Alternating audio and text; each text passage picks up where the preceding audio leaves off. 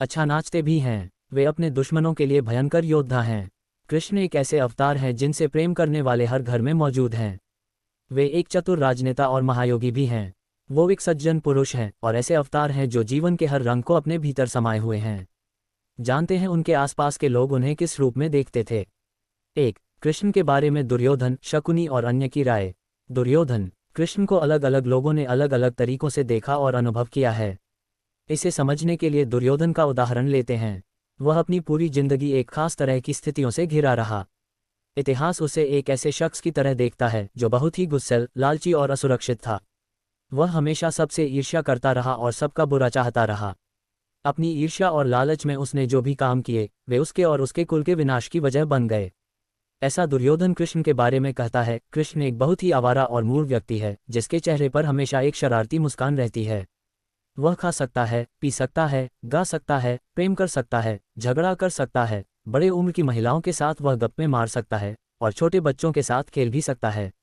ऐसे में कौन कहता है कि वही ईश्वर है? शकुनी, महाभारत का ही एक और चरित्र है शकुनी। शकुनी को कपट और धोखेबाजी का प्रतीक माना जाता है। वह कहता है, अगर हम मान लें कि वह भगवान है तो इससे क्या फर्क पड़ता है? आखिर भगवान कर क्या सकता है? भगवान बस अपने उन भक्तों को खुश कर सकता है जो उसकी पूजा करते हैं और उसे प्रसन्न रखते हैं। होने दो उसे भगवान, लेकिन मैं तो उसे बिल्कुल पसंद नहीं करता। जब आप किसी को बिल्कुल पसंद नहीं करते तब भी आपको उसकी प्रशंसा करनी चाहिए। राधा, कृष्ण की बचपन की सखी और प्रेमिका राधे उनको बिल्कुल अलग तरीके से देखती थी। राधा कौन थी? एक साधारण सी गांव की लड़की जो दूध का काम करती थी। लेकिन राधा के नाम के बिना कृष्ण का नाम अधूरा माना जाता है क्योंकि कृष्ण के प्रति उनमें अत्यंत श्रद्धा और प्रेम था। हम कृष्ण राधे कभी नहीं कहते हैं, हम कहते हैं राधे कृष्ण। एक साधारण सी गांव की लड़की इतनी महत्वपूर्ण हो गई जितने कि स्वयं कृष्ण, और कहीं कहीं तो वे कृष्ण से भी ज्यादा महत्वपूर्ण हो गई है। कृष्ण के बारे में राधा कहती है, कृष्ण मेरे भीतर हैं। मैं कहीं भी रहूं वे हमेशा मेरे साथ हैं। वे किसी के भी साथ रहें तो भी वे मेरे साथ हैं। गरुड़ के पुत्र वेंतेय, गोमांतक पर्वत पर रहने वाले गरुड़ के पुत्र थे वेंतेय। वे किसी बीमारी की वजह से पूरी तरह अपंग हो गए थे। जब वे कृष्ण से मिले तो उनकी बीमारी पूरी तरह ठीक हो गई और वे अपने दम पर चलने लगे। वे कहते हैं, मेरे लिए तो कृष्ण भगवान हैं। कृष्ण के चाचा अक्रूर, कृष्ण के चाचा अक्रूर एक बुद्धिमान और सज्जन पुरुष थे। उन्होंने कृष्ण के बारे में अपनी सोच को इस तरह बताया है, इस युवा बालक को देखकर मुझे लगता है मानो सूर्य, चंद्र, तारे सब कुछ उसके चारों तरफ चक्कर काट रहे हों।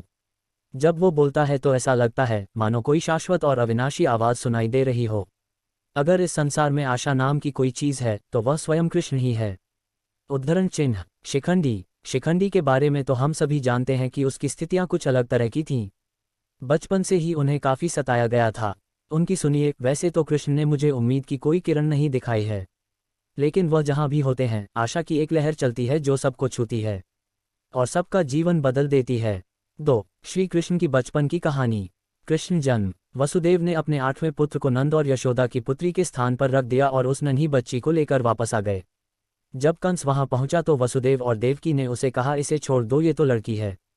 पर कंस नहीं माना और उसने उस बच्ची को जमीन पर पटकना चाहा। पर वो बच्ची जमीन पर नहीं गिरी, उसने एक अलग ही रूप धारण कर लिया। कृष्ण का बाल्यकाल।